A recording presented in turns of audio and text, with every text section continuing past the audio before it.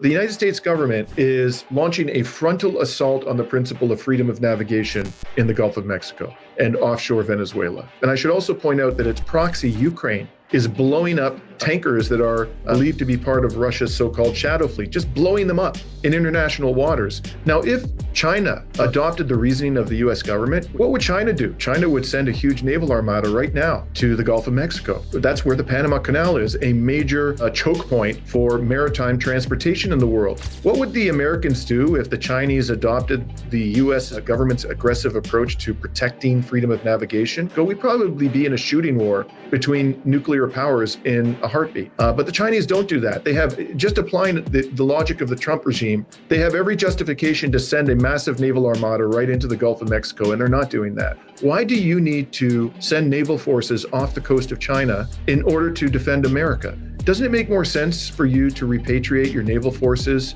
and keep them off the coast of the United States if your goal is to actually protect the territory of the United States? By putting your naval forces out there, you're actually making America less secure, because this is heightening the risk of a military confrontation between two nuclear-armed states. That is what the U.S. application, quite apart from its hypocrisy, saying you're protecting freedom of navigation there while you're violating it 6 ways from Sunday in the Caribbean and in the Black Sea. Quite apart from its hypocrisy, this is making the American people less secure.